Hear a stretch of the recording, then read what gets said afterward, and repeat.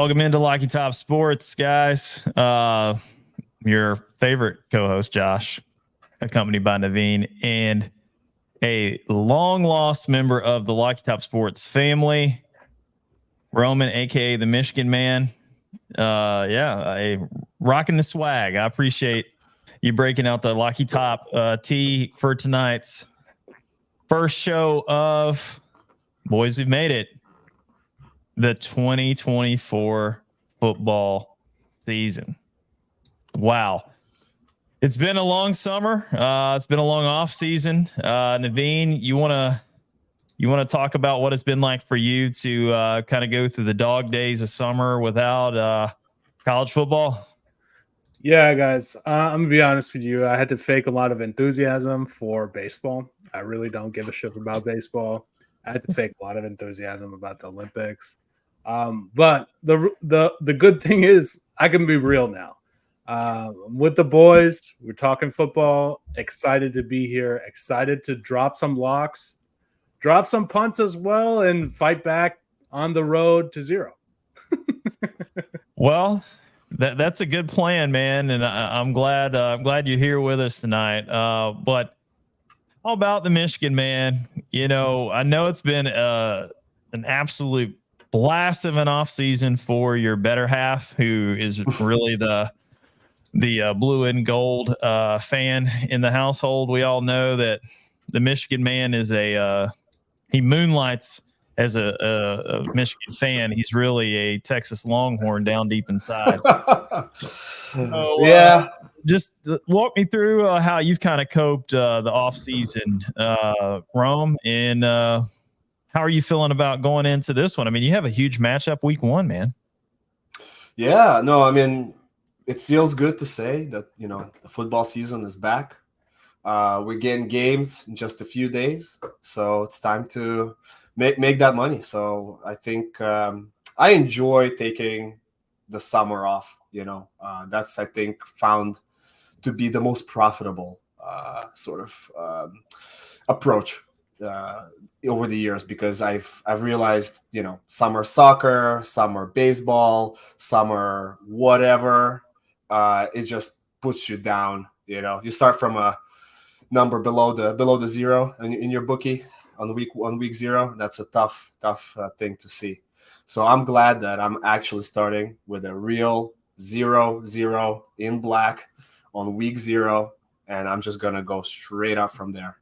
So that's sort of my advice to anybody. You know, just take the summer off, come in clean slate, you know, week 1, and just put the past behind you. And this is the season you're gonna win. This is the season we're all gonna win. I feel it. I feel this is the season I'm gonna win. I feel like last season I almost got to the point where I didn't bankrupt myself before the bowl games. I bankrupted myself like 2 weeks before.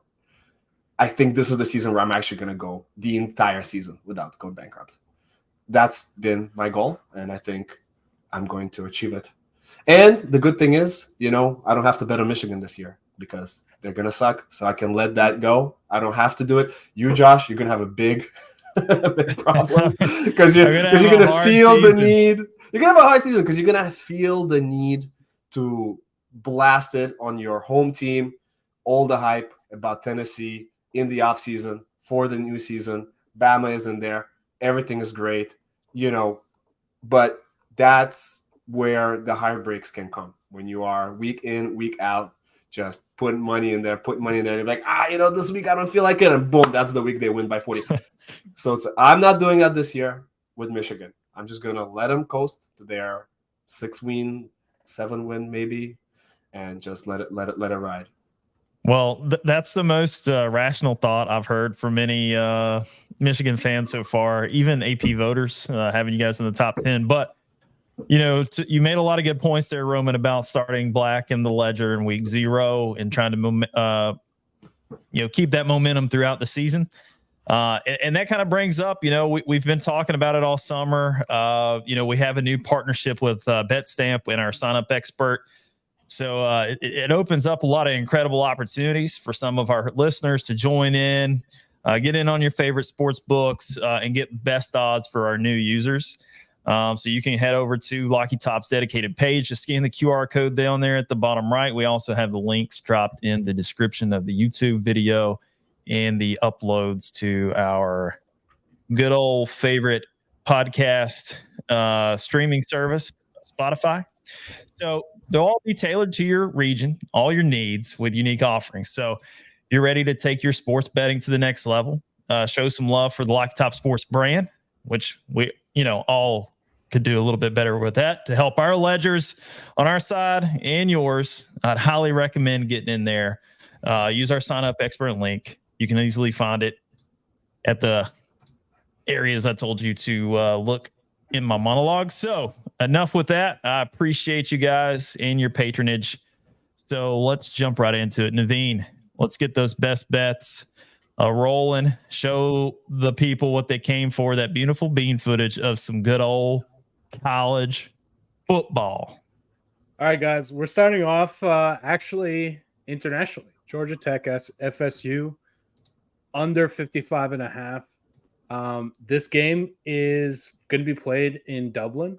So if you guys don't know, Georgia Tech and Notre Dame are like the Jags of college football, because they'll always have that one game somewhere else, be it London, be it Dublin. So these are the experienced teams when it comes to traveling overseas to play in college football.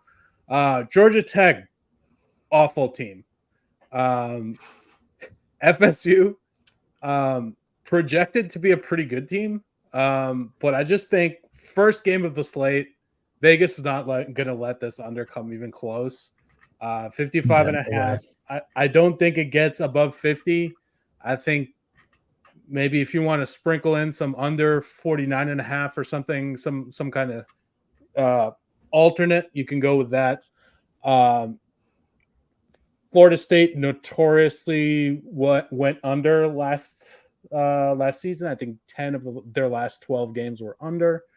And that was Florida State. And I think that, potential cover watch on Georgia Tech just with that experience in Ireland, but I won't make that claim for now. But definitely smash this under. How do they pick the teams that go to play in Dublin? So I think you have to have either be very Catholic and have some ties to Ireland. So that's Notre Dame. Or you can't be that good of a team. That's the same rationale as why do Jags always go? Because you can't send the Chiefs there because the Chiefs actually have fans and they win. You can't send Tennessee really because they have fans and they have millions and millions of dollars and they all want to go to the game. So you have to pick a team that is on the outskirts. So I think Georgia Tech makes sense. It does make sense for Georgia Tech. And sorry to all my fellow Catholics out there and Irish fans for Notre Dame. But it's been a long time since 1988. Right. Let's just be honest. Notre Dame is not your dad or your granddad's Notre Dame. Mm-hmm. Yeah, so I think that's basically how they choose it. SMU, they have a sick quarterback, Preston Stone. I think they get it done pretty handily. I don't have a 1H line out yet for them, but head on over to betsam.com/LockyTopSports for that line and do some line shopping there. I think that this is a game where you can probably cover the full game with SMU, but I'm looking for them to get up on a huge start and kind of close the door early. SMU 1H, I think it will be about 14.5 or 14, given the current spread. And my last one is Hawaii minus 39.5. Hawaii and Alabama are the two best teams on opening week against the spread. They're facing Delaware State, which is in god-awful Division II, almost very, very bad team. Hawaii doing decent, at least in Mountain West, pretty consistently. So I think 39.5 should be relatively easy. And whenever you see these huge spreads in week 0, week 1, tend to take them. So those are my picks. Roman, I think you're up. Do we get to debate any of your picks or? You open for debate, but I think we're. Oh yeah, well, perfect because right. So you mentioned FSU, right? Georgia Tech cover alert.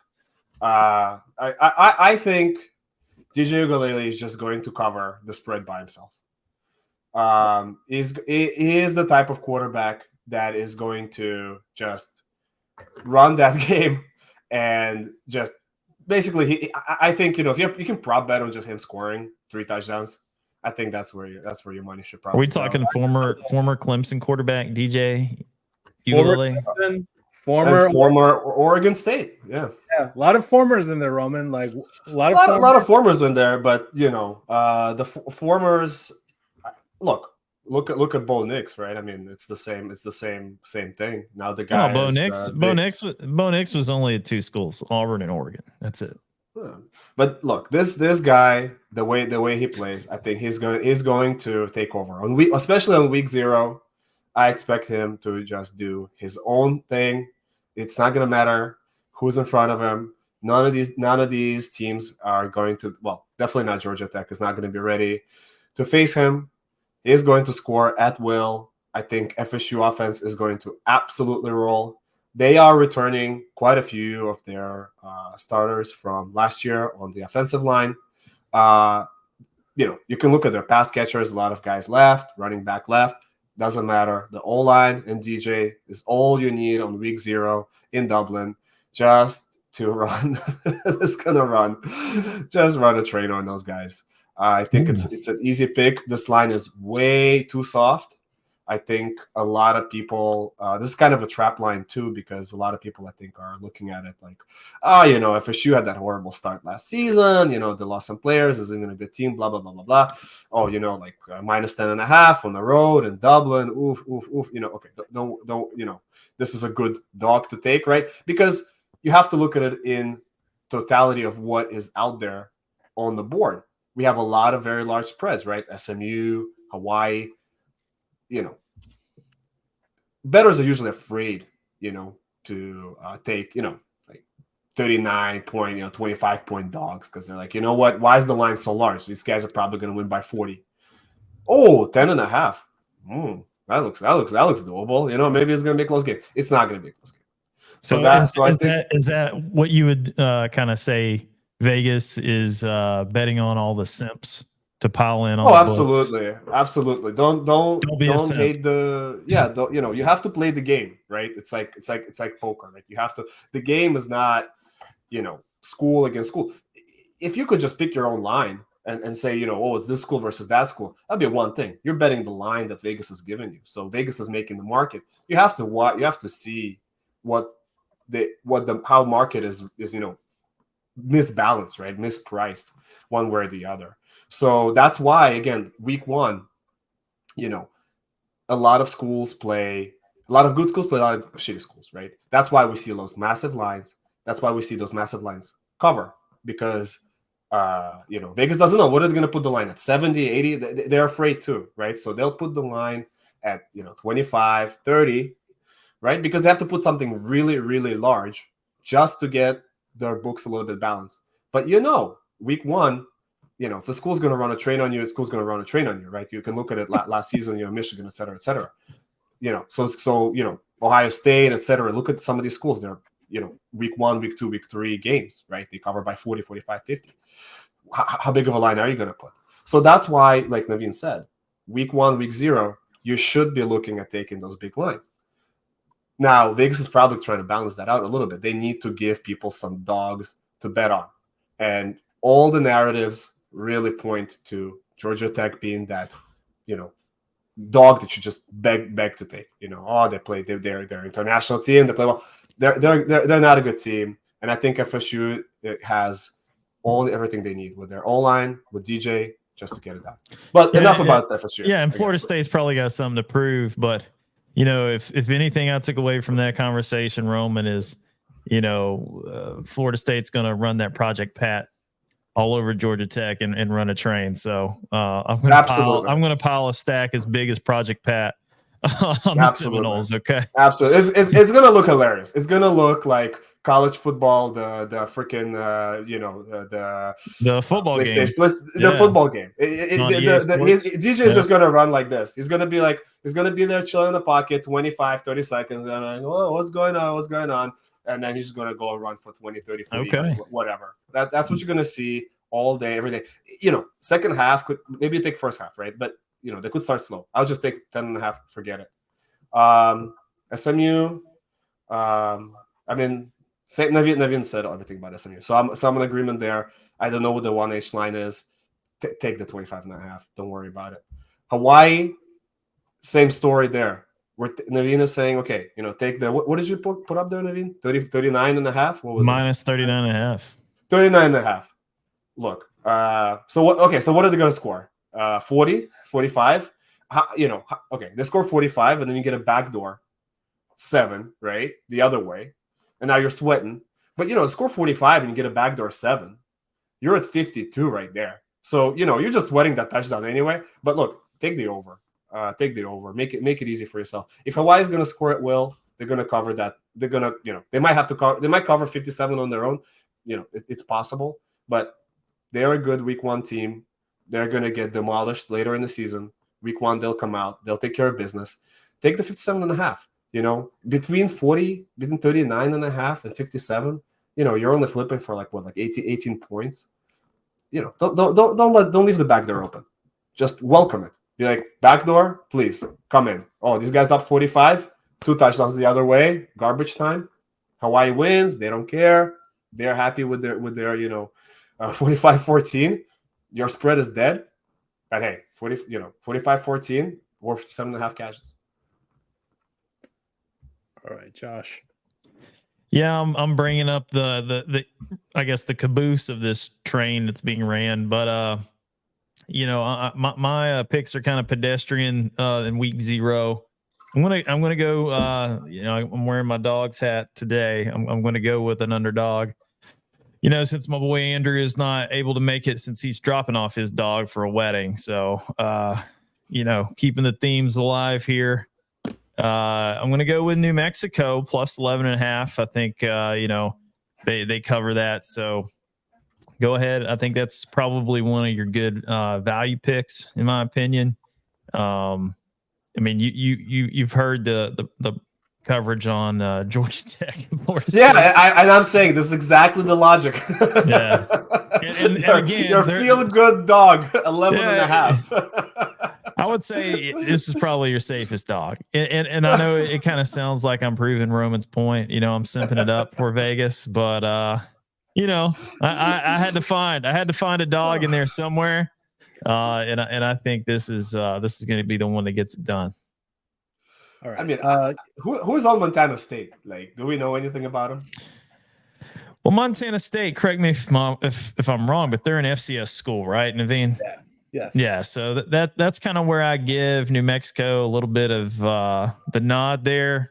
They are an FBS school, so more athletes, better facilities, more money, all that good stuff. So does that always equate to wins and losses? Not always, but I think in a week 0 game, yeah, I like New Mexico covering 11.5 points. Yeah, just to add on there, New Mexico, at least they're not good, but they at least have for a Mountain West team, they're not too bad. Right. They at least have experience playing real teams. Like Correct. They played Auburn last year. They played Western Kentucky. They didn't win much of the games, I'll be honest with you. They really did not perform that well. But this will be a big game for Montana State. Kind of somewhat of a trap, right? Because you're giving Montana State minus 11.5 versus an FBS team. But yeah, so what's to me that's almost like it's too good to be true. I know the other side. Yeah, but I think it's a little skewed too, because I think they're playing to the emotions of them being so good and consistent at the FCS level. I think they've won some natties at the FCS level, and they're consistently in the playoffs. So Montana State. They Yeah, have Montana a nice State. campus. I It's was beautiful. there. I was there. I drove by it. Interesting. Okay. So, well, they won 8-4 last season. And they mostly win at home, but they play they play nobody at all. Their next game is against Utah Tech. So There you go. it puts it into There you go. Hey, last year they beat Utah Tech 63-20. They didn't cover that 51. Well, take the over 69.5. There you go. Guys, they didn't cover 61. 69.5 was safe. Well, whatever it was. But I mean, yeah, there's some questionable losses here, but the teams they did beat, man, they laid a ass whooping. Cal Poly 59-19. Sacramento State was close, but Northern Arizona 45-21. These guys got offense. There's something there. Maybe an over alert there. There's something there. Maybe an over. Yeah, exactly. What's the line there? I think the line is 54.5 over for Montana State. I don't think there's going to be that much D being played.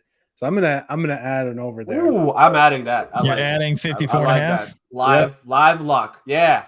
Toss it in. Live over 54.5. Yeah. I mean, come on, that looks great. They got offense. They got no defense. And just to throw this out here too, the money line is minus 450 on Montana State and plus 340 for New Mexico. Yep. So just for proof, guys, adding this live. I've added it. live locks is the best locks. No, you just hear it and you're like, you know what? That makes sense. Let me see what's going on. How come we have an FCS school minus 11.5 opening week? And you look at last season, you're like, God damn, 60 points here, 59 points there. There's something there in offense. Yeah, I think again it goes back to some subjectivity. Right. Some interesting questions there. Why is Georgia Tech such a low line? Why is this 11.5? 11.5 might be. Well, yeah. Why is the Earth flat? Who knows? Oh man, and Montana. I'm kidding. Not a flat earther. I'll just say for our listeners' sake that we're gonna track our individual records for football and kind of have a running competition of our records. We're gonna have an award for the biggest punter, with the person that loses the most. And the apparently it's gonna be me. Plus 11.5. We don't know that yet. Right. College basketball season. If we would have applied that logic, I probably would have won that trophy. So I was having a lot of significant emotional events during. Look, I don't want to say anything, but the first game of last season for New Mexico State was against UMass. Where they lost 30-41. Right. Woo. UMass is an FBS school, man. the 116 UMass. Where was last year they were better. Where was the game? Yeah, where was the game played? It was at home. It was at Massachusetts or in New Mexico? No, it was at home in New Mexico, and they lost. Oh man, that's rough. Yeah, 30-41 to UMass. Look, UMass was a better team last year. It was a sleeper team. I think it was a good team. It's an interesting team, and I think going into the season, as we go and do more. But we need to look at these like sleeper teams. Sure, that are either going to go 116 or 16-1. Yeah, but I would argue, though, that all three of us would be in agreement that transitive properties when it comes to college football is not good logic when trying to make sound judgment bets. Yeah. I would say that I would just add that, Roman, you're probably looking at New Mexico State and not New Mexico. Yeah, I'm looking at New Mexico State. I'm looking at the wrong team. You're looking at the wrong team, you fucking jackass. Don't listen to this. I'll just mention this, right? There'd be neither of us are going to bet any of the New Mexico or Montana State any other week, but there's fucking 4 games, and I can guarantee I'm betting every single one of them. So that's why we're bringing it up. We'll mainly give you SEC stuff and bigger college football predictions going forward. Okay, is the Lobos, right? Yes, it's the Lobos. The Lobos, the dogs, baby. The dogs. Dude, so all right. Let me see. New Mexico beat Fresno. They beat Hawaii. They beat UMass. There you go. Your sleeper team, they beat your sleeper team last year, okay? They beat Tennessee Tech by 45. So, they have something going on. They lost to New Mexico State, though. So there's your transitive properties, baby. They lost to New Mexico State. So yeah, proves me right every single time. They lost to UMass, but then they beat UMass. Yeah, that's I mean, Naveen, how many conversations have you had with like absolute casuals? It's like, well, Florida beat Tennessee, so Tennessee should lose to every team that Florida beats. Yeah. That's usually when you have to listen to what they're saying and do the exact opposite. That's right. Oh shit! I've been really watching all these games. I think if you can't beat Florida, you can definitely not beat the next team coming up. Yeah, that's some ultra square logic, and that's exactly what Vegas wants you to do. Yeah, they're banking on that. So Roman's transitive property of the wrong fucking team. Of the wrong fucking team should not. Listen, sometimes that works. You think you're betting on one New Mexico, and and then it ends up being the other one, and your logic was wrong there, but it's right here. So so it just works out. Oh my god, guys, we have the Iceman amongst us. What's up, fellas? What's happening, Frankie? How's everybody doing? Good, man. We were just talking about New Mexico covering 11.5. Wow. In their opening game, and Roman is basically railroading my picks here, and he wasn't even talking about New Mexico. He was talking about New Mexico State. Unbelievable. Yeah. What standard move. Standard move for Roman right there. Watch it turn out to be right though. And then it doesn't matter how you make the picks as long as it doesn't matter why you're right. It matters that you're right. That you're right. Yeah, okay.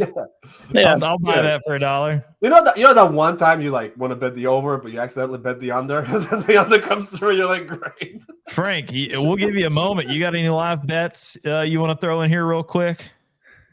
College football week 0. I don't have one at the moment. But I think Michigan is going to get absolutely cooked this whole season. we already covered that. That's pretty fair. We covered it? We covered that. Come on. I wanted to troll Roman. Come on. Kill me.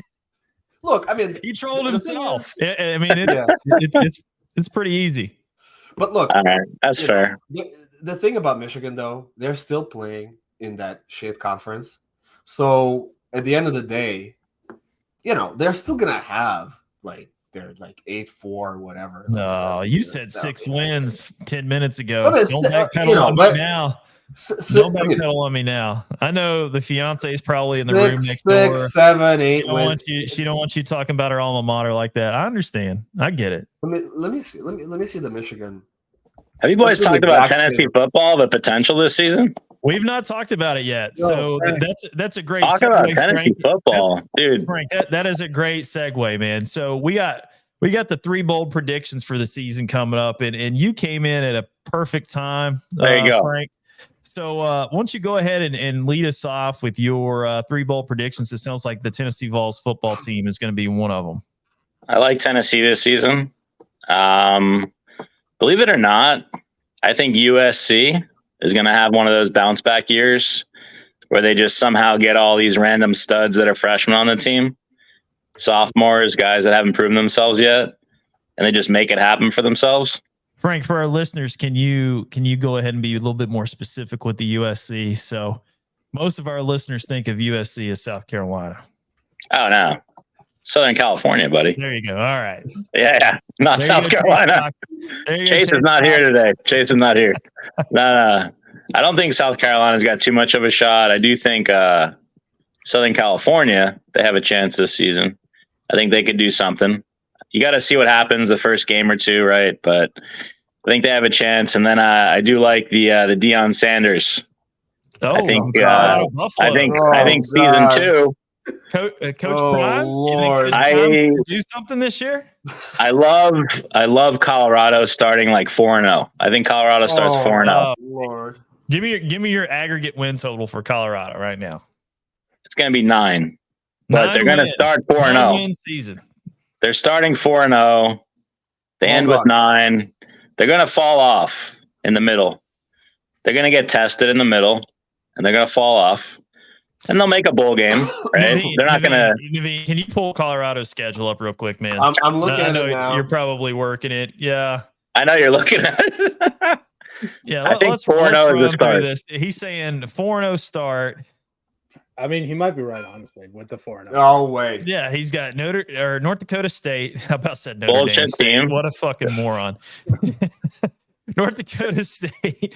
They're going to smoke North Dakota State, obviously. 58-0 or something. Nebraska. Nebraska sucks. Nebraska. Colorado. Get out of here. Colorado State. They're not losing to Colorado State. Okay. What about Baylor? They lost to them last year, didn't they? They did. Didn't they lose to Colorado State They last did lose year? Colorado State. Exactly when everybody thought they're going to win. Yeah, they're not losing this year, though. That's the point. 4-0. All right. Baylor, they're rolling Baylor. And UCF always has stud athletes. That's what they lose. Yeah. And they fall off in the middle, right? They're playing Kansas State. They're playing Arizona. That's the middle of the season where they're going to start to lose a few games. So that's where they get smashed. Just right there. Okay, but right there. Yeah. But hold on a second. What is Colorado? Thanks for pulling the schedule up to confirm what I was thinking. I appreciate that, guys. So Frank's third bold prediction of his 3, I guess, wasn't very bold. And now that we do a little bit of forensics of Colorado's football schedule, they're 4-0 to start. They might lose 1 of 3 in the middle, and they're going to finish with 9 wins, right? They're going to be in the bowl. They're not going to be in they're on the fringe. They're on the fringe, Colorado. They're going to be there. Fringe of what? Playoffs? They're on the fringe. All right. Playoffs. Fringe of the playoffs. They're not going to be in the playoffs. They're on the fringe of the playoffs. They're not in the playoffs. They're on the fringe. I got. They're going to be talked about. Like 7 or 8 wins, maybe. You got it like week 8, week 9. They're going to talk about Colorado football on ESPN. You don't see that coming? Well, they're going to talk about Colorado football. Wait a minute. Can we? Of course. Do I have to remind you of what happened in Oregon? Remember? Wait. I'm just saying they're going to talk about it on ESPN. They're going to talk about it. They're going to be in the hunt. No. They're going to be one of those teams. They're going to be one of those teams on the bubble in the hunt, and they're going to say Deion Sanders has a chance come like week 9 or 10. Okay. I guarantee you they will. Let's put this into actual perspective. Listen. Look at the team. Dan Lanning smacked him in the mouth, but and I agree to your point, Naveen. I don't think anybody needs to have a reminder of what Dan Lanning and the Ducks did to him last year. But Oregon's in the Big Ten this year, so they don't have to really worry about them. So that's their saving grace. The win total is 5.5, guys. So yeah, Frank is saying 9. So if you're a believer in Mr. Ice, that is an awful. How many units? How many units are you putting on 9 wins for Buffalo? Or excuse me, Buffalo's here. I see they're it. They're going to go from 8 losses to 9 wins in a season. How many times has that happened to any team? I mean, you're talking about good. Happens every year, Roman. What are you talking about? In college football? Give us show me one team that went from 8 losses. Boise State. 9 wins. Boise State? What year? A few years ago. They went from dog shit to perennial. Just like that. Look, okay. Here's what I want to say. Perennial in the same sentence. I mean, one of the top teams. They went from absolutely nothing to something. Colorado has the potential, is what I'm saying. I don't know if they'll get all the way there. Based off what? Based off what, Frank? Hold on a second. I have a question for Frank. They got players, man. How many? Shedeur Sanders? Come on, man. Can I have a question? Because they put him on a cover. Hold on, Mr. Man. Just because they put him on the cover of the football game for EA Sports doesn't make him any good. Okay. He's going to win the first 4 games of the year. What happens after that is what happens, right? Michigan Right. man, Here's go a ahead. real Michigan question. man, talk some sense. Reel this man No, back. I have a off the question. ledge. I have a question. Okay, go ahead. How many starters from their own offensive line are coming back onto Colorado this year? I don't know. Oh, and do you really need that question with a quarterback and a wide receiver? Zero. But they were No, zero. up. So the worst. So hold on a second. So the worst offensive line. They don't run the ball. O-line. They throw the ball. You need an O-line for the quarterback to do anything. That's basic football. Like it's not even something that like that's. You literally show up to like a football class, like any YouTube video 101, and like the number one thing they tell you is that no matter how good your quarterback is, you need an O-line for that to make sense, right? Remember when we all thought Dak Prescott was a great quarterback because his O-line was magical? They had one of the worst offensive lines in history. Shador took tons of sacks. He didn't get rid of the ball. He played complete pussy football. We've all seen that. We've seen him play pussy football, but he had a terrible O-line. So what does the coach do? What does the team do after having an abysmal offensive line in last year? What did they do in this year? They replaced everybody. They recruit. They have no starters. They had a huge churn.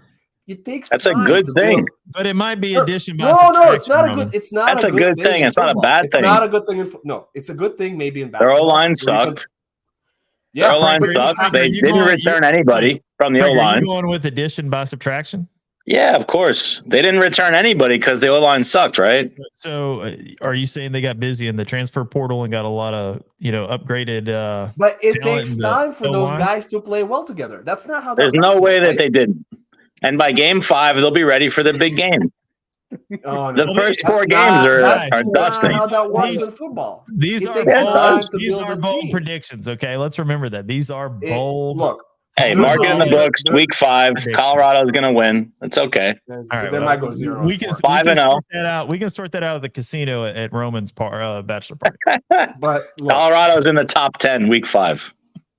Colorado's not in the top 10 week 5. You like that, Roman? That's for sure. They're not even going to be top 25. They're not going to be anywhere. Fair. Everybody did a pretty honest job about looking at what Colorado was doing, and it's pretty clear what they were doing. Coach Prime wants to put his son into the NFL. Unlike LeBron, who can just call up the owner of the Lakers and put his shit-for-nothing son into the NBA, he can't do that, right? So what he can do, though, is he can create seeming like thing where it's like, oh, it kind of looks like he's a good quarterback, right? So what happens in Colorado out there? But that's not how you win games, right? That's not how you win games. That's why everyone has said that, that Shador Sanders played like a pussy because he only padded his own stats. He didn't throw aggressive passes. He didn't play aggressively. He didn't try to win any games. If he saw the offense break down, he took a fucking sack, and he took it like a bitch. Like it just completely falls down with the ball because that's what he did. I'm glad that you told me that. I was about to ask how one takes a sack like a bitch.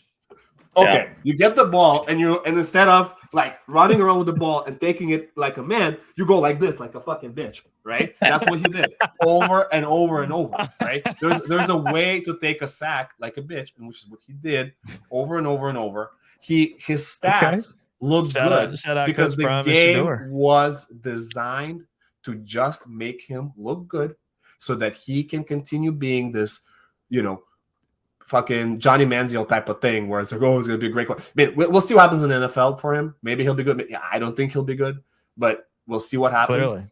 But the entire Colorado team isn't a team that is built around winning as a team, which is what you need in college football. It's built around Coach Prime's, swaggy personality and him just trying to manufacture this look, this like just polished shine. It's like throwing, nice rims on a beat up Cadillac. That's what it is. And have you seen Deion Sanders' cowboy hat, Roman? Yeah, it looks good. Guy's a winner. He's going to win this year. He's not going to win this year. He's not going to win this year. He's having a winning season. After 3-0, he went 1-8. After 3-0 last season, he went 1-8 against sus competition. So forget about Oregon.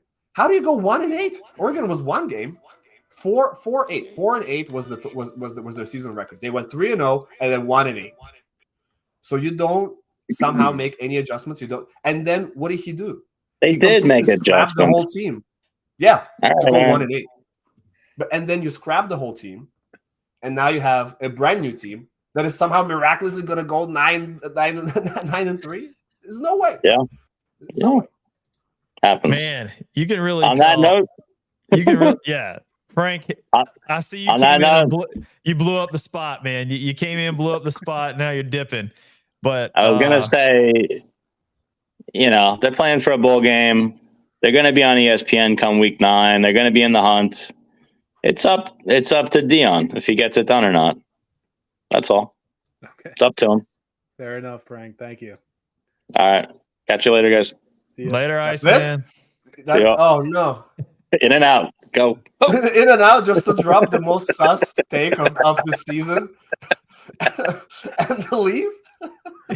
All right, Roman. What are your bold predictions, man? Oh my god, no, I can't make bold predictions. That's too. Okay, I'll make some. So. Oh, sorry, bold prediction. I thought you said bold. Okay, bold. Yeah, bold. So I would say bold prediction number 1 is that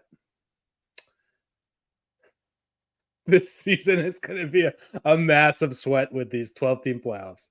Like I think that whenever they expand this national championship hunt, it just gets more and more controversial. They think that going from 12 to 4 will make more good teams available. Well, I think the battle for 10 to 15 will just be a huge hunt. And I think that honestly, one of our favorite teams might be on that bubble. So I think that, we'll look to see how that plays out, and having playoff games at home is a cool idea. I'll say again, bold prediction is that one of the teams that you're used to seeing might not make the playoffs, right? So I would say Alabama is definitely on the chopping block for not making the playoff. It's possible that they do. And I think that the last bold prediction is that I'm going to win. I'm going to win in this college football. You're talking about you're going to win money, or you're going to win the competition amongst the Lucky Top Sport co-hosts? Everything, dude. I'm going to be one of the few people in the black. Okay. Well, I see you got the DJ Khaled lineup going on. So all you do is win, no matter what, huh? I got it. Yeah. So I will say those are my predictions. I'm curious to see if you guys have any team level predictions or player predictions, maybe for Heisman or things of that sort. If you have any of those, let us know. So Josh, do you have anything like that? Yeah, man. I think I think Nico is going to be a very polarizing player this year. Mm-hmm. I know we've talked a lot about him over the summer because, I think we're all really excited. I know in our opening monologue, we kind of in jest said we made a lot of conversation while we've been waiting on the season to get here about him. But he's done nothing but raise expectations throughout the offseason, and the hype around him continues to build. Like I said, I think he'll be very polarizing. I think he'll be a great performer. So he's on my Maxwell Award watch list. He's obviously a preseason All-American in my eyes, and potential Heisman Trophy contender. So I definitely think he gets an invite to New York. Whether he wins it or not, we'll see how the season shakes out. But I definitely think he's going to get an invitation to New York. My second bold prediction is, I don't think there's going to be a team from the SEC make the playoff without at least one loss. I don't think anybody's going to run the gambit and go undefeated. So all teams that make the playoffs from the SEC will at least have one, maybe even two losses. So I've just looked at everybody's schedule, And, you can even look at Georgia's, and I know we previewed them all, and I'm not going to bore everybody with that whole thing. You can go back and watch all of our, previous shows and when we broke down the schedule for each team. But they're even for Georgia, that's an easy low hanging fruit to say, oh yeah, they're going to be undefeated and be the number 1 overall seed. A lot of the prognosticators have come out, gave them the preseason number 1 rating, all that other stuff. But they've got a lot of tough road games this year, and I just don't see anybody making it out. Texas, neither. I don't see anybody making it out unscathed. So we won't see an undefeated SEC school make the playoffs. And then lastly, I think the Big Ten will only get 1 school in the playoffs. Wow. And I think that's going to be Ohio State. Okay. Fair enough. Roman, do you have any bold predictions for us? I mean, I'm still recovering from Frank's bold prediction. I just did a quick ChatGPT search. There literally has been like 1 team, 1999 South Carolina, that went from like a 1-10, and then hey, shout out the Fighting Chase Cox. Yeah, 8-4 the following season. It just like there really isn't. I'm trying to look at Boise State record. That's absolute bonkers that that they improved from whatever 4-8 to go 8-4. That's bonkers. That's absolutely a joke. And you need to hire a new coach in those situations. You need to have a really significant transformation, not more of the same. So again, I'm still hung up about that. But I think I don't know. Is it a bold prediction to say Michigan is not going to have as bad a season as everybody expects? All right, I think so, especially after you fucking took a dump on them in the beginning of the show. I just said I'm not gonna worry about it or bet on it. But again, so what's interesting, I guess, of course, is that we had so many changes in the conferences too, right? So I think aside from the change in the playoff, what is it going to be now? The Big 12 is now what? Big 16? Big 18? The Big 10 is now the Big 18. Yeah, Big 10 is now Big 18. So that's going to be interesting. But, they're still playing a bunch of sus schools. So, I do think they'll probably have a winning season potentially. So I'm going to list some teams out here. And you tell me, is Illinois going to make the playoffs? No. Indiana? No. Iowa? No. Maybe. Maryland? No. Michigan? No. Michigan State? Nope. Absolutely not. Montana? No. Or excuse me, Minnesota. I've got Montana on the brain. Minnesota. My bad. Maybe. Nebraska, Northwestern? No and no. Penn State? James Franklin's trending yes, down. Yes. Big time. Yes. Penn State will. No. If you look at the pundits, they say Michigan, they said Penn State possible, they say Oregon possible, and they say Ohio State possible. So, we could talk about Purdue, Rutgers, UCLA, Southern Cal, Washington, and Wisconsin. None of those are going to make the playoffs. That's a long way to say. It's kind of a coin flip for me between Ohio State and Oregon. Penn State, as long as James Franklin's their coach, no way in hell they're making the playoffs. They need to do a little addition by subtraction by firing him if they want to move the Nittany Lions back into the national conversation again. Because, let's think about how many times James Franklin shit the bed. It's kind of like, the thing. But they always have the 2-loss. All right, here we go. They always, So but I actually thought about Penn State. What 2-loss Penn State team are you going to put in over a 2-loss Georgia, a 2-loss Texas, a 2-loss Tennessee, a 2-loss Alabama? There's 12 teams. Okay, right? There's at-large bids that are added in there as well.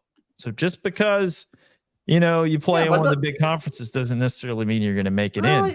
Look, these guys, right? Look, they're gonna a lot of those schools, like, Northwestern, I don't know, Coastal Carolina, whatever, they could have good records, but the reason they don't move up in rankings is because their strength of schedule is crap, right? And they're not big schools. We know this whole thing is sort of rigged anyway, right? But Penn State is a perfect school that every year gets. So this is what's so amazing about Penn State. They are not in the business of winning a national championship. They're not, and they probably never will be. But they're in the business of having a great season where all the students that come to Penn State are loving it. They don't have to, like Josh, they don't have to worry about their football schedule. Roman, they don't care on Monday. I don't care how many times in Happy Valley they dress up in all white and do whiteout games and play Mo Bamba on the fucking speakers. They're not making the playoffs. I don't care. Imagine this on Monday morning, on Tuesday morning. Naveen, tell me I'm wrong. An average Tennessee fan is. Tell me I'm wrong, Naveen. Help me out. Honestly, I think Penn State potentially could make the playoffs. Right? Okay. Looking at this. No, they will make it. Oh, we got another bold prediction. I think honestly, what are these are garbage teams. Show me where they have at best case scenario 10-win season. All right, Kent State, Bowling Green. Come on. So they're already ranked 8. They're already ranked 8. West Virginia. Those juggernauts are going to get them into the playoffs. Get the hell out of here. Listen up, Josh. Win. FPI, strength of schedule. Come on. Win. Hold on. Yeah, let's go. Win. Potential. I'm seeing no wins over anybody else with a number beside their fucking name. Win. Loss. Win. I mean, yeah. So all against unranked wins. All unranked wins. It doesn't matter. They're already ranked 8 with last. Okay, but hold on a second. Josh, here's the conspiracy. Tell that to Florida State that it doesn't matter. Wait a minute. FPI strength of schedule. But it's 12. But it's 12 teams. Right, but it's 12 teams this year. So it's exactly the case. So now they don't have to worry about that. Look at this. How are they ranked 8? If what you're saying is true, and this isn't all kind of rigged anyway, they shouldn't be ranked 8. It's because they're Northeast Sports be ranked 8. Northeast Sports Writers. That's why they're ranked 8th. Why is Notre Dame they're going to be ranked 12th. They're going to be ranked 11th as the season ends. That's where they're going to be ranked because they're going to be because there's 50 2-loss sports writers that put Notre Dame in the top 10 every year. That's what's going to. But that's what's going to happen here too. This is going to happen here. Smashed by Ohio State. They'll get absolutely destroyed by Southern Cal. They'll lose. Keep scrolling up, Naveen. They'll lose to Ohio State. They'll lose to Southern Cal. That's it. No, go back up. Keep going. Let me tell you, West Virginia will beat Penn State. Maybe. But look. Look at this. I'm telling you right now. I'm calling my shot right now. Week 1. West Virginia. Penn State's going to lose to West Virginia. I'll make that I will make that. What's the line? Wait? We have a line. Where is it? Let's see it. Penn State. We'll put this discussion to rest next week. -10. Yeah, perfect, Josh. It's your +10 dog lock. It's your favorite. The +10 dog. Oh, look, they're favored to beat West Virginia by 10, right? So, again, they're ranked 8. This whole thing is rigged. Penn State is the perfect example of a school that just creates a happy season for themselves that doesn't put them anywhere. But I think because of there's no way that that schedule's not going to get them over any other SEC schools. It's just not going to happen. But the other SEC schools are not going to be 12-2 or whatever, 13-2. The other SEC schools are not going to be 13-2. They're not. They're not. Yeah, these guys are going to be because they're playing garbage teams. Because look at what they're doing. They're playing Bowling Green, Kent State, Illinois, all this UCLA, all this crap at home. I mean, and then they're finishing the season with this cupcake schedule. Objectively, I think there's truly 4 to 5 SEC schools that could end up with 10 wins. But I think Roman's point is that's no longer the problem because you have 12 teams to pick from. Yeah, but not all 12 teams So there are automatic bids for conference championships, and then there are also automatic qualifiers from the non-Power 4 conferences. So it really dwindles down to 8, and then there's 4 at-large bids. Yeah. So I mean, how about this? How about we work this backwards, right? So let's look at the current rankings, right? We can work this backwards, right? So let's say who drops out, who stays, right? So we have Georgia at 1, they'll get in. Ohio State at 2 right now, they'll get in. Oregon, they might get in. Let's go aggressive. Texas gets in. Bama, we said Bama's not getting in. They're out. Ole Miss, are they getting in? Yes. Probably. Yes. Okay, fine. Ole Miss at 5, right? Notre Dame, are they getting in? We did this last week. Didn't we, Naveen? Didn't we do this last week? No, You guys we was- ranked the top 25. Right, but I'm just saying, like, let's shuffle them up, right? So Notre Dame, does it go in or not? Notre Dame doesn't make the playoffs. Okay, get them out. So we're still looking at 6th place. Okay, Penn State, take them out. Is Michigan getting in? No. Is Florida getting in? Okay, Florida's getting in at 6th, right? Florida State? Florida State. Yeah, Florida State. Missouri, Yep. Missouri. Is Missouri getting in? Strong chance. Okay, As much as 7th. I hate to Missouri. say it, strong Is Utah chance. getting in? Okay, let's say Utah gets in. 7th team. LSU, are they getting in? I mean, probably not. They'll probably be 9. Okay, let's get them out. Clemson getting in? No, Dabo's done. No. Tennessee is getting in. There you go. Yes. 9th team, right? Oklahoma getting in? No. Have you seen their schedule?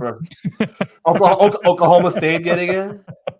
No. Oklahoma State getting in? Oklahoma State, I mean, they're the last surviving members of the formerly known Big 12. I think they're going to be probably the best. All right, team there you go. in the All right, 12. 10th. So 10, okay. So that'll be then their we have bullshit. that'll probably be their conference champ. So yeah, they'll get the auto bid. Okay, and then we have Kansas State. Come on. That's Probably a no. not. No. Miami, that's a no. A&M, No. that's a no. Arizona, that's a no. Kansas, maybe. Well, who knows? They have a good record. Sure. 11. But you see, So I went through top 25. Yeah, but 11. That's 11. Schools? We got to 11 schools in. Yeah, we got to 11 schools, and I went through the entire 25. It's just USC, Carolina State, and Iowa. We also didn't account for the conferences like the Sun Belt, the Mountain West, all those that will get 1 or 2 spots. Maybe for Boise champion. State. But Boise still, State. I mean, still, look at this. 12 teams getting in. Penn State will be there. I mean, Penn State will be there. They might even win Big Ten. Who knows this year? Who's good in Big Ten right now? I mean, Ohio State, Oregon, and Penn State. Oh, okay. So yeah, that's right. Big 18. They should. Why can't they rename it Big 18? I think if you look at it, at the end of the day, do we have last year's top 25 poll? Because that's a good thing to look at. Top 25, 2023 people. Let's see where the season shook out. If we have it. Okay, final 24 rankings. I got it here on Bleacher Report. So they would have. Real quick before we move on, yeah, I just want to clarify. So for the CFP rules committee, they laid this out. This is how it works. The 12-team playoff will include the 5 highest ranked conference champions, and they will receive automatic bids. Yeah. So what are the 5 though? It doesn't Power say. It says it's gonna be Power conference champions, 5 highest ranked conference champions. So any conference champion. Any conference champion, depending on their ranking, the 7 highest ranked teams remaining will round out the 12-team format. So that logic is sus when you start throwing around. Dude, if Penn State beats USC, they're gonna fucking make the playoff, man. I think that's what it comes down to. That's the game. Yeah, they're not gonna get past West Virginia in week 1. So I digress. Okay. But guys, like I will say that this is a very useful discussion. We went through a bunch of bold predictions. Things we're looking forward to. Man, I just want to get back into the sweats. Haven't been passionate about sweating. I just love your entire life changing between 12 and 5 p.m.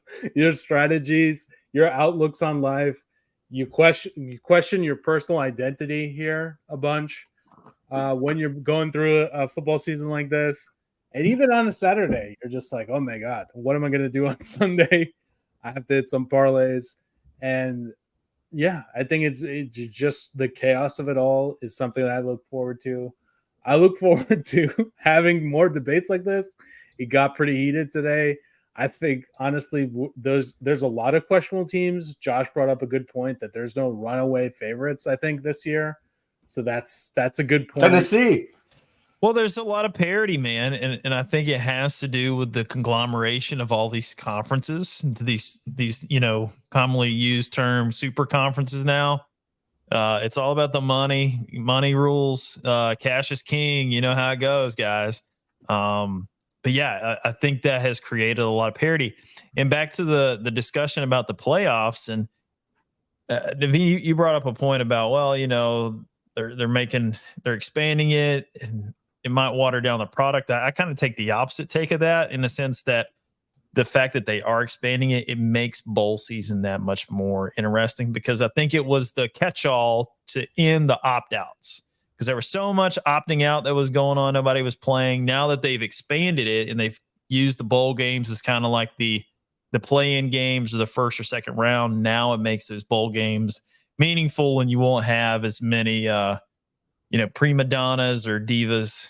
And who am I to pile on somebody that's trying to protect their professional career? But now that they're making money, they're getting paid.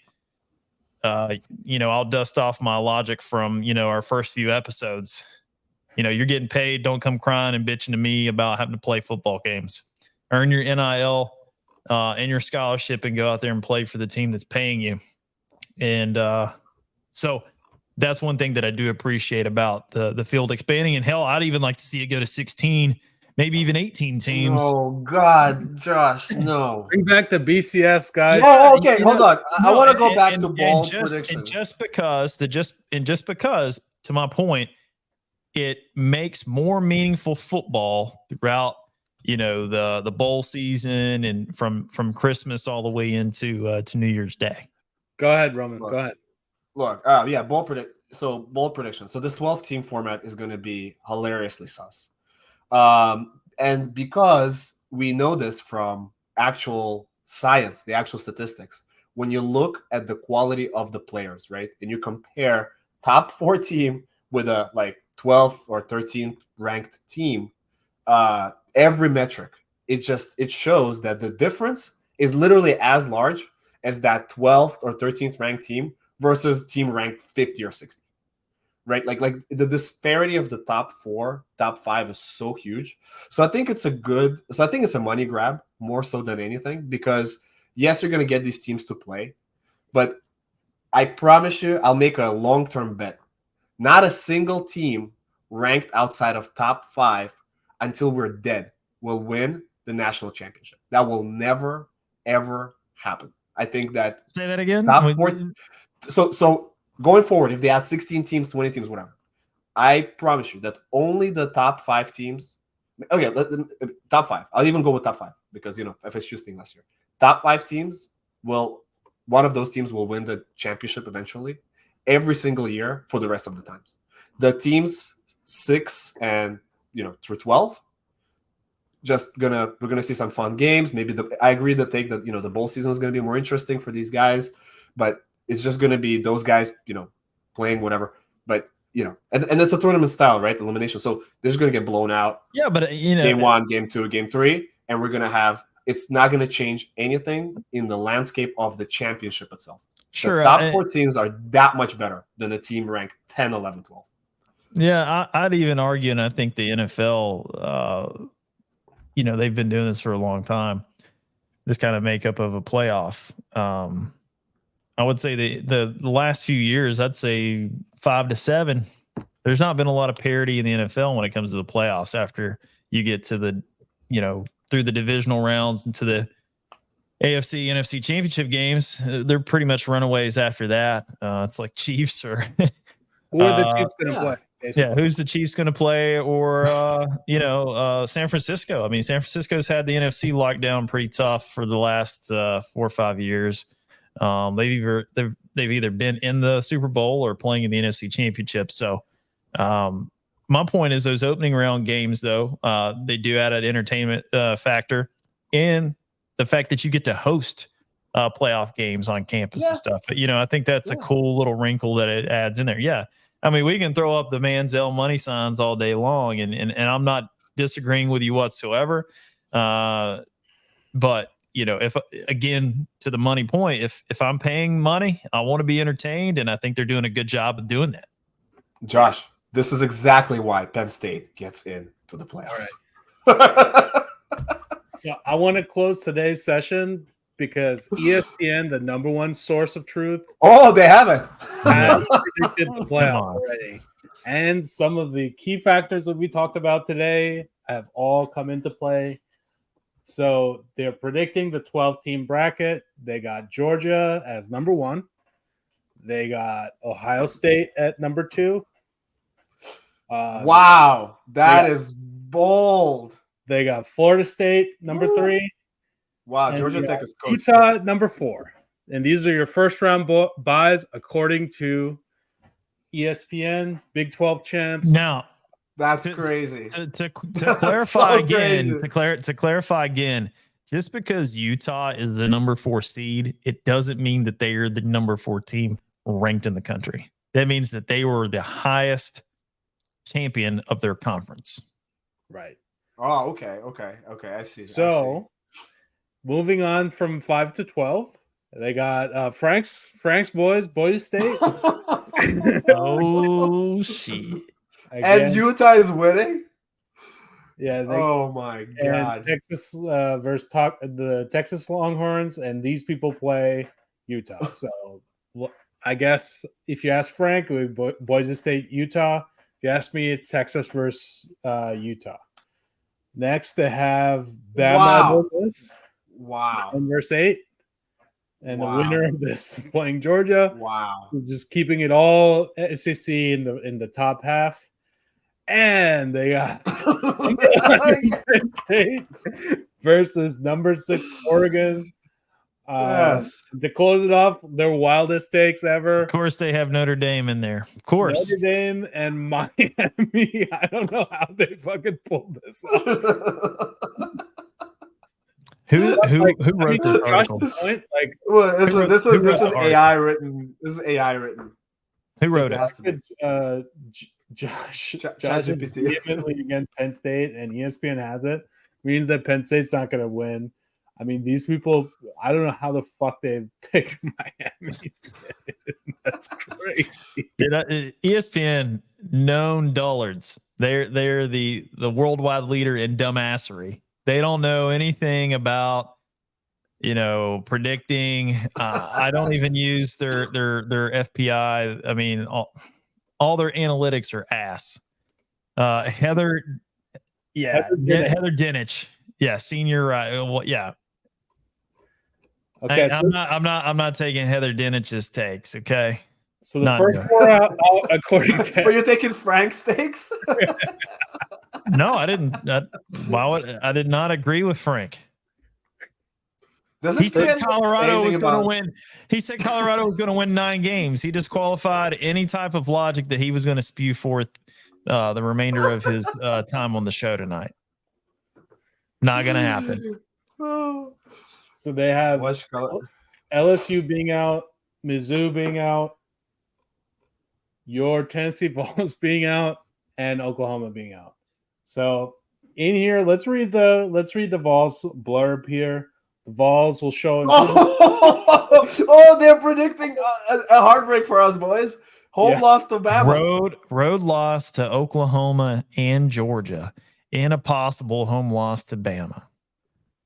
The biggest question remains in the secondary, which struggled last season and is under construction this year. Yeah, that means we hit the fucking transfer portal and we bought a bunch of damn good defensive backs.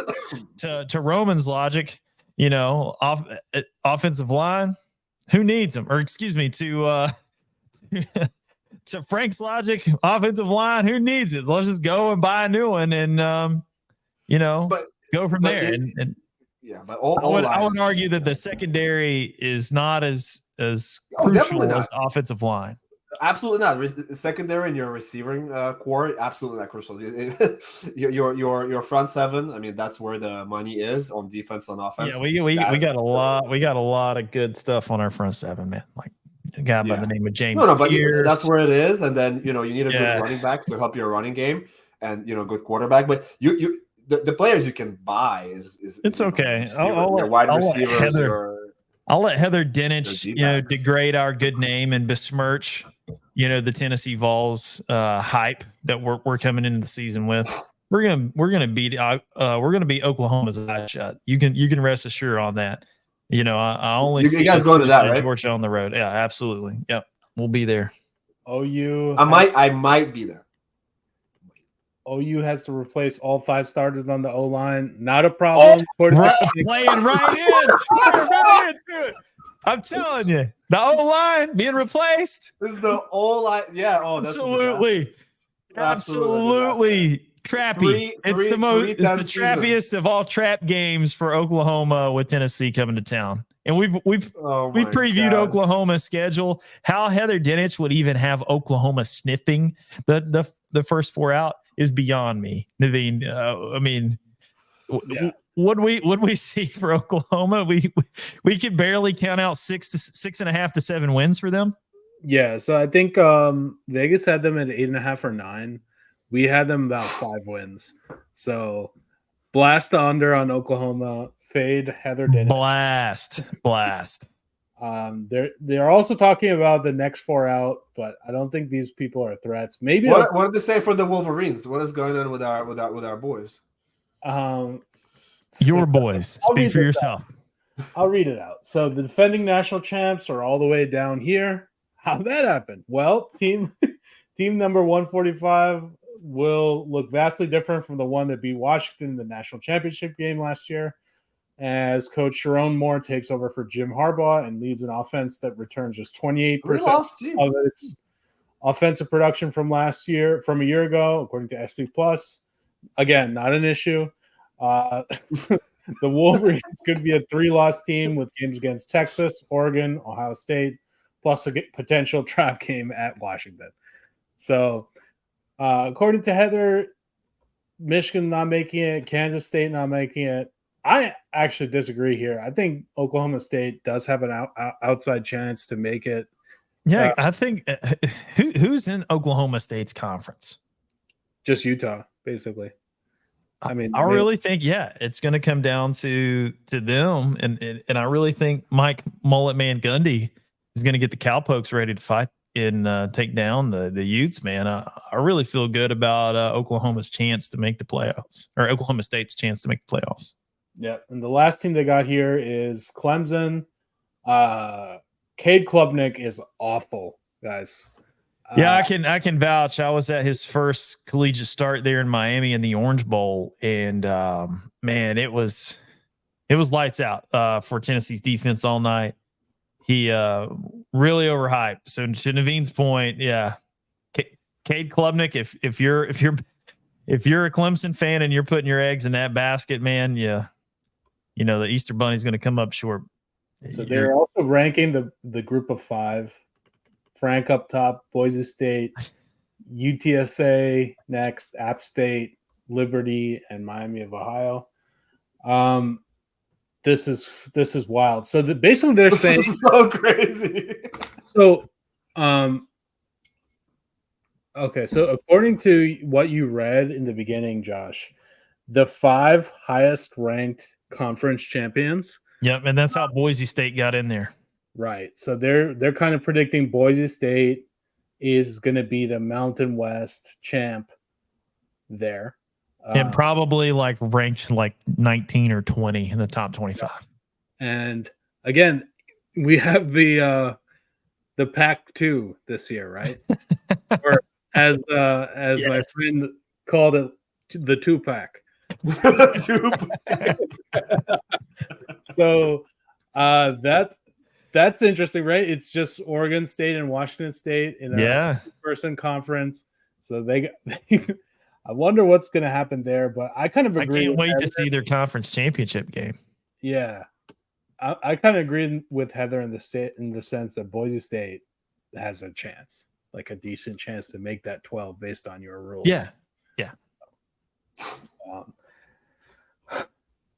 I mean, and I'm glad that we clarified that. I mean, I think a lot of folks are kind of under the perceived notion that it's going to be the top 12 ranked teams in the college football playoff. That's not going to be how it works. Right. I think it's important because with all the conference realignment, like if you're just coming back from last year and you haven't read about what's happened, this is like the greatest year-over-year change ever. Yeah, there's gonna be so many people, like, because how many folks have just glossed over these kind of details in the fine print, so to speak, with the way that the selection committee will pick the 12 teams, right? There will be riots in the streets because, like, everybody will feel like they're the 2023 Florida State Seminoles because they're ranked number 11 and they didn't make the fucking playoffs. Right. I think it's gonna be super wild. So just hang with us as the audience. We'll provide picks. We're gonna go through our best bets every week. As NFL comes in, we'll have those as well.